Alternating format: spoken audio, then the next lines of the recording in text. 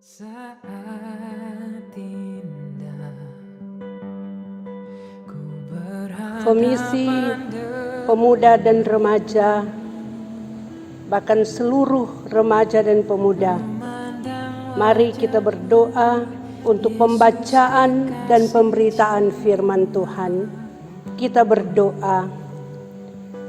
Saat ini ya Tuhan Allah, kami mengungkapkan syukur terima kasih karena perkenanan Tuhan boleh menjadi bagian hidup kami. Sehingga saat ini Tuhan, kami sebagai Komisi Pemuda dan Remaja boleh bersama-sama dengan seluruh pemuda remaja Jemaat Gemim Immanuel Kinali. Kami akan membaca dan memahami firman-Mu. Tuntun kami semua dengan kuasa Roh-Mu yang kudus, agar supaya kami bukan membaca dan memahami, tetapi kami diberi kemampuan oleh Tuhan untuk memahaminya dan memberlakukannya. Karena itu ya Tuhan, berfirmanlah, saat ini kami sedia untuk mendengarkannya. Amin. Kita akan membaca Alkitab dalam kitab Yunus pasal 4, ayatnya yang pertama sampai 11. Berkata demikian, Yunus belajar menginsafi bahwa Allah mengasihi bangsa-bangsa lain. Tetapi hal itu sangat menyesalkan hati Yunus. Lalu marahlah ia dan berdoalah ia kepada Tuhan, katanya, "Ya Tuhan, bukankah telah kukatakan itu ketika aku masih di negeriku? Itulah sebabnya maka aku dahulu melarikan diri ke Tarsis, sebab aku tahu bahwa Engkaulah Allah yang pengasih dan penyayang, panjang sabar dan berlimpah kasih setia, serta yang menyesal karena malapetaka yang hendak didatangkannya. Jadi sekarang, ya Tuhan, cabutlah kiranya nyawaku, karena lebih baik aku mati daripada hidup."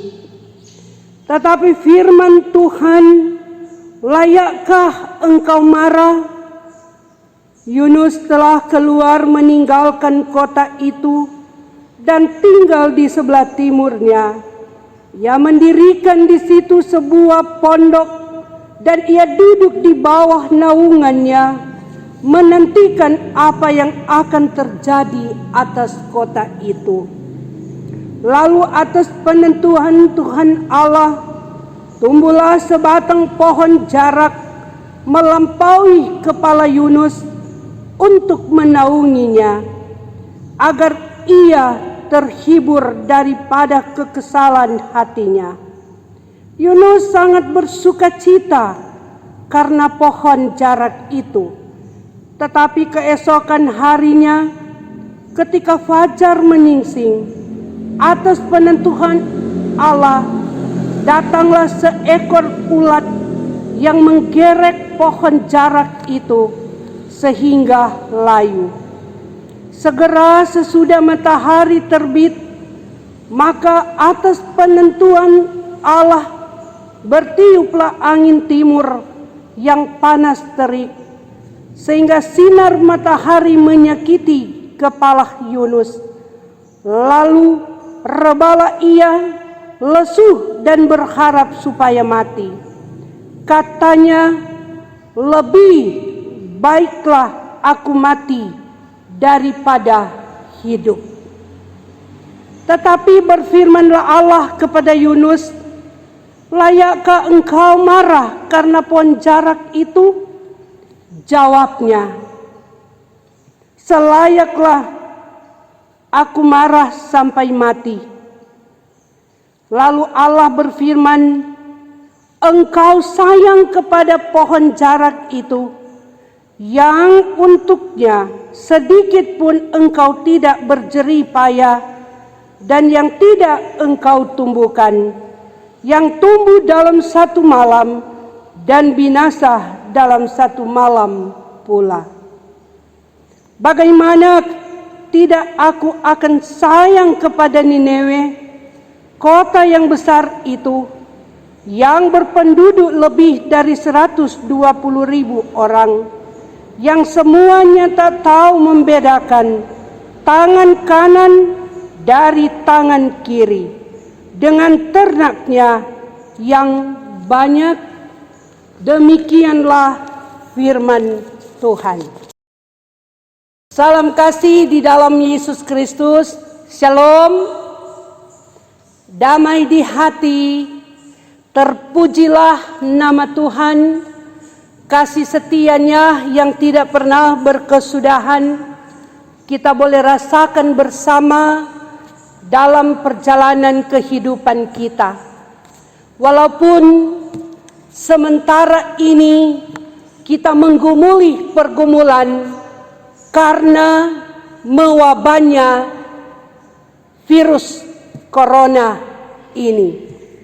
Tapi keterpanggilan sebagai seorang pemuda remaja tidak akan pudar dengan berbagai pergumulan, sehingga sampai sekarang ini masih memberi diri dalam persekutuan ibadah.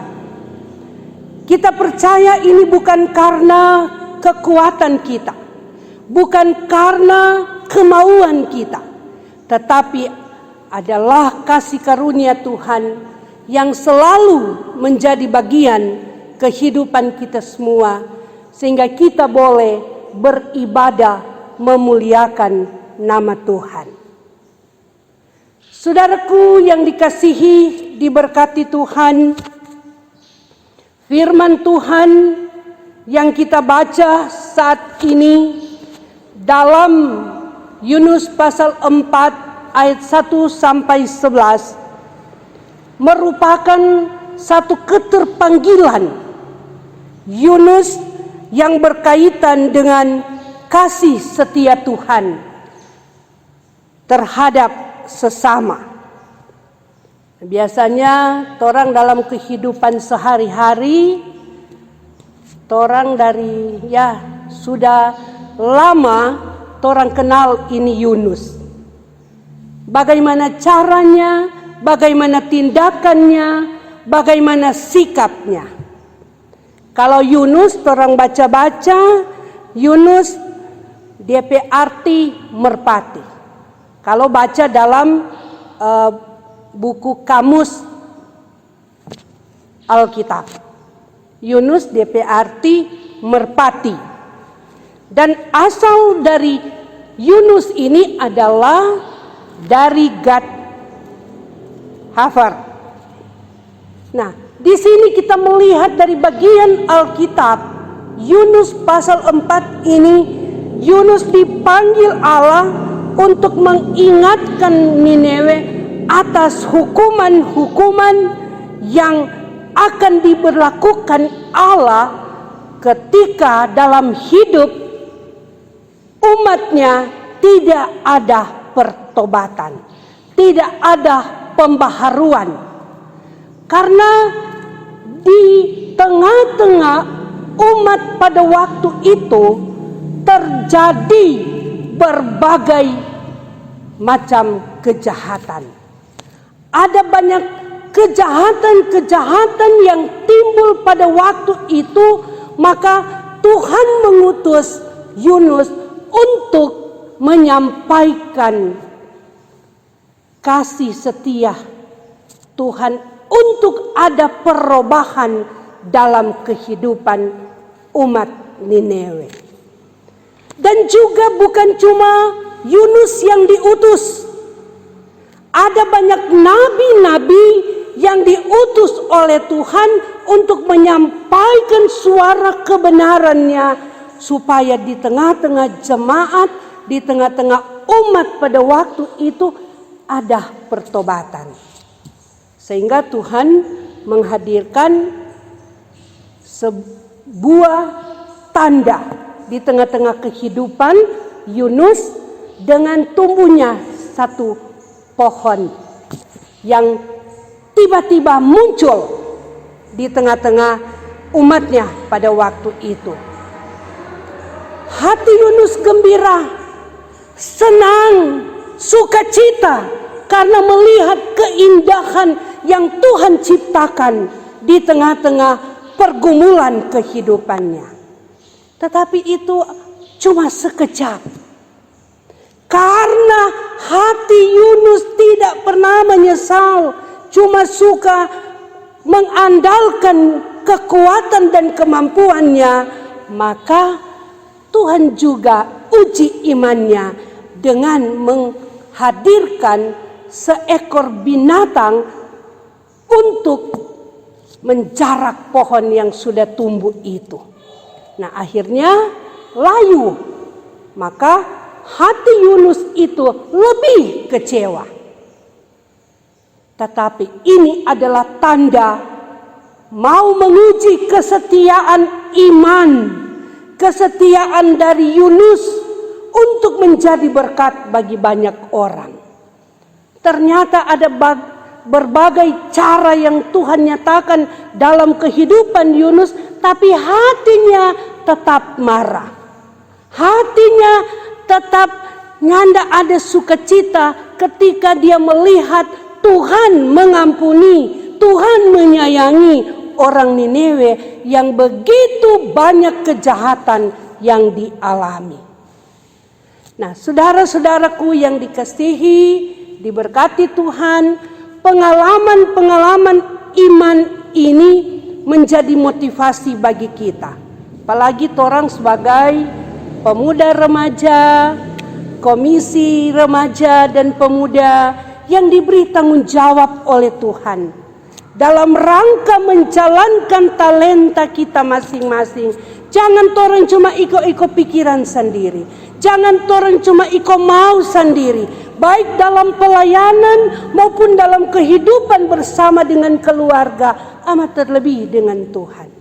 Karena kalau kita hanya mengikuti keinginan, kemauan kita sebagai orang percaya yang mengikuti pikiran kita masing-masing, maka pasti akan terjadi hal-hal yang nyanda Tuhan suka.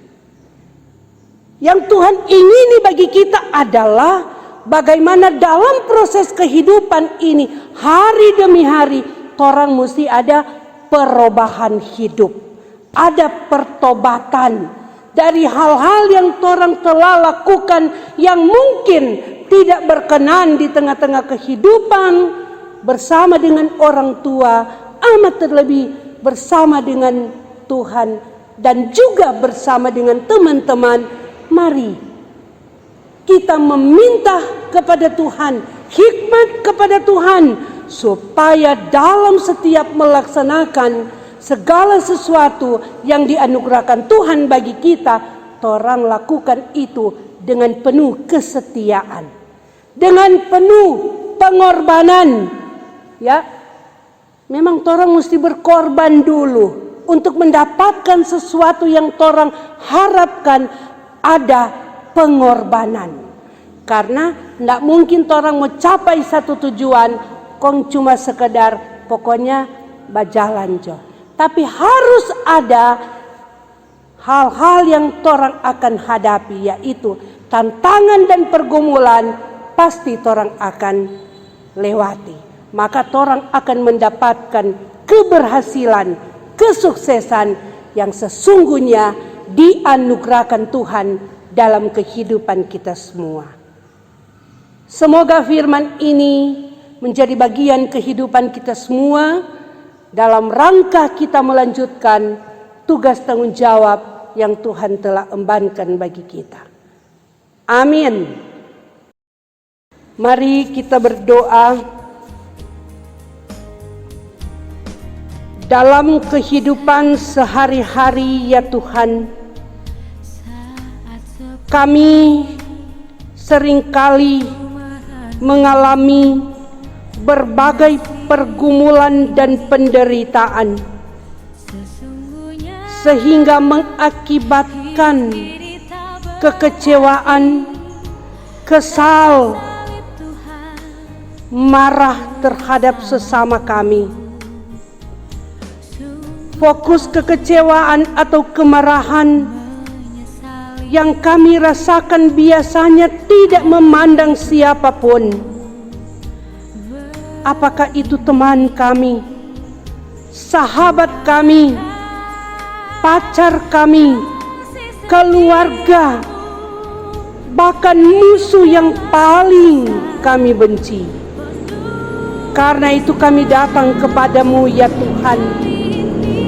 Kami memohon pengampunan dari Tuhan, untuk supaya sebagai orang yang percaya kepadamu, kami ada perubahan dalam hidup ketika menjalani hidup yang Tuhan karuniakan. Teristimewa juga ya Tuhan, di negara kami ini, sementara menikmati pergumulan-pergumulan dengan mewabahnya virus corona, Tuhan, Engkau Allah kami yang luar biasa.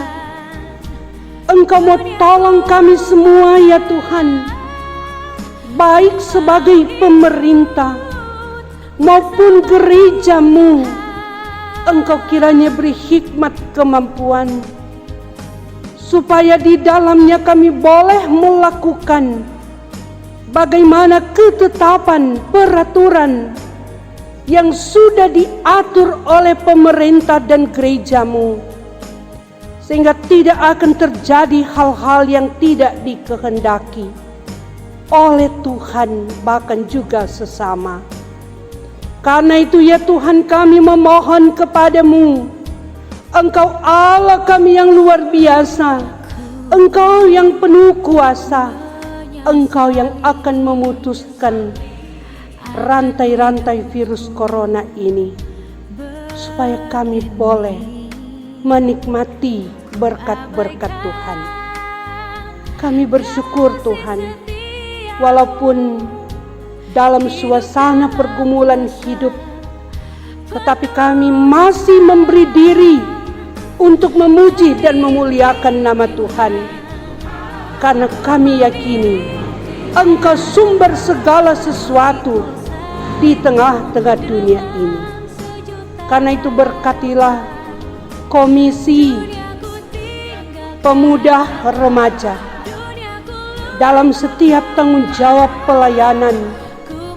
Kiranya Engkau memberkati kehidupan mereka Tuhan, supaya juga secara bersama mereka boleh mempraktekkan kebenaran firman untuk memotivasi teman-teman pemuda dan remaja untuk tumbuh kembang mereka, untuk tetap setia kepada Tuhan.